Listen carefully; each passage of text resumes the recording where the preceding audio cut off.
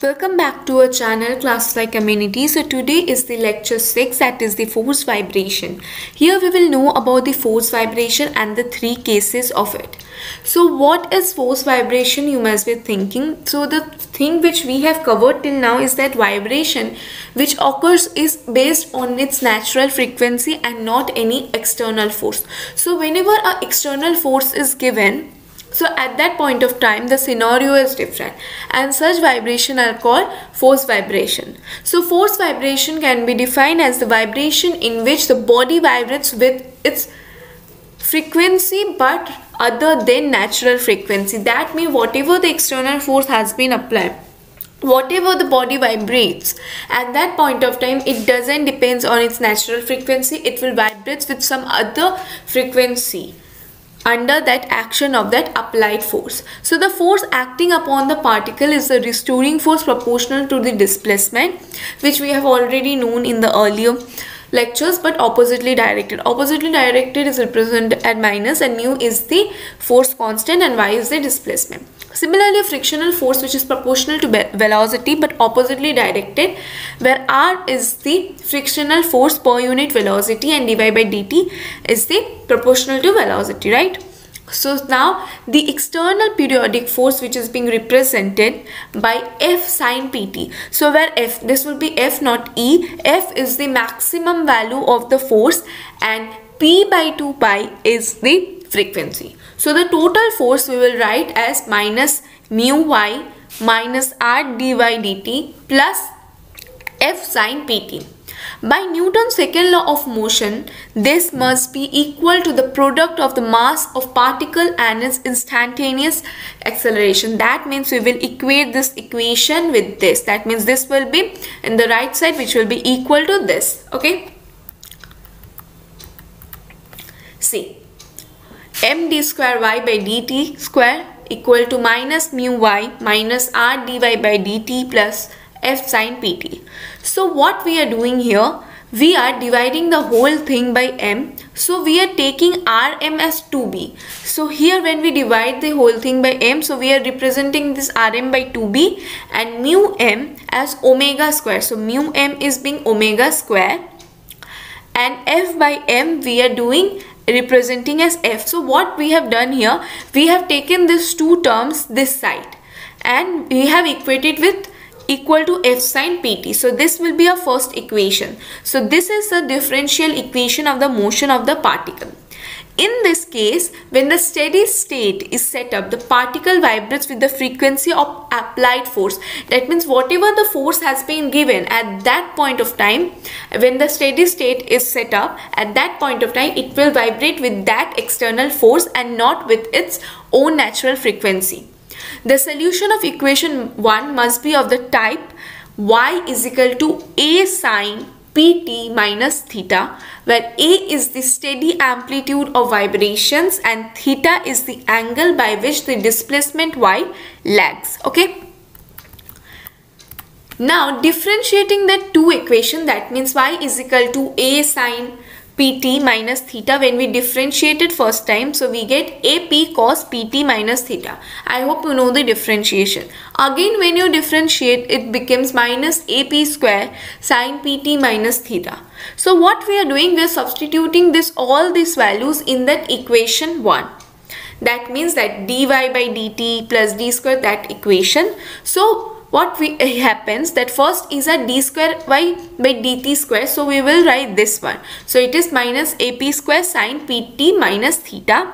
Then we have this equation, that is dy by dt. So 2b was our r by m, so 2b we write, and this one similarly omega square was mu by m, so we will write that, and then sine pt means y1, that means equation 2, and here f sine pt, what we are doing, we are multiplying theta.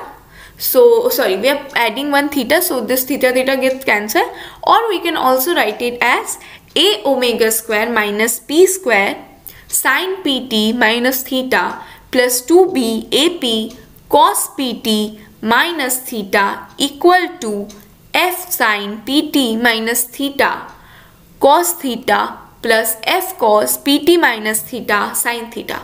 what we are doing here, we are taking this 2 as common and we are getting this. Okay, and we are leaving this portion. So it is simple.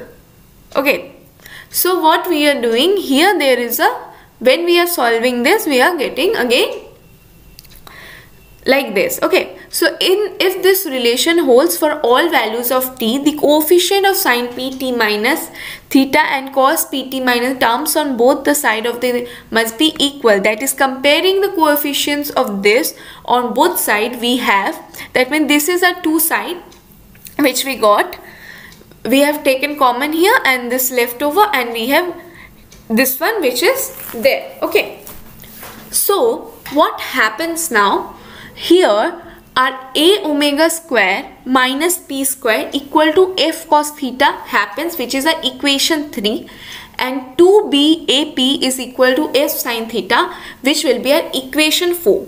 Now what we will do, we will, these are all coefficients. Okay, so now we will square these two equations. So when we square, we get a square plus omega square minus p square to the power whole square plus 4b square a square p square is equal to f square. That means when we equate these two, we get this. Okay, now what we are doing, we are taking a square as common here. So when we take a square as common here, we get that, see, in both sides it's square. So if we remove this square and bring this down to f, we get f by root under omega square minus p square to the power square plus 4b square p square, which is our equation 5. So while on dividing that equation 4 by equation 3, that means when we divide an equation 4 by equation 3, that means f sin theta by that f cos theta, when we do, we get tan theta equal to 2bap by a omega square minus p square, and when we take this tan this side, it becomes tan inverse, which is a equation 6. So equation 5 give us the amplitude of force vibration and equation 6 give us the phase. So depending upon the relative values of p and w, we will see the three cases. Okay, so let's move on to the cases. So first is p is very less than w. So when driving frequency is low, that means when p is less than w, in this case the amplitude of the vibration, which was an equation 5, what happens, a is equal to f by w square equal to constant, it becomes constant, whereas this theta, that means the phase, becomes 0 in this case. So this shows that the amplitude of vibration is independent of frequency of force.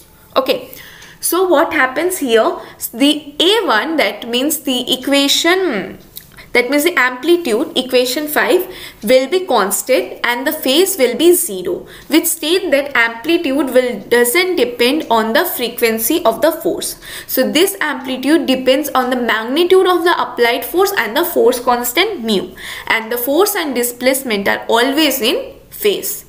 So now let's move on to the case 2, when it will be equal. So when it becomes equal, it becomes a is equal to f by 2bp equal to f by r omega equal to f is equal to f by m. So what we are doing, f is equal to f by m, 2b equal to r by m, and p is equal to w. Okay, so we are making this as f by m, r by m, and omega. We got this thing. Now what happens, this theta becomes pi by 2 here. Okay, so our theta becomes here pi by 2. So see, when we replace this f by m and 2b by r by m, so m gets cut. So we are left over with f r omega, and theta is pi by 2. Thus the amplitude of vibration is governed by damping and for small damping forces. So the amplitude of vibration is quite large. So here the amplitude of vibration is quite large and the displacement lags here by pi by 2. So the phase is pi by 2, so it will lag here. And the last case is when p is greater than w. Here what happens, that the frequency of the force is very greater than the natural frequency.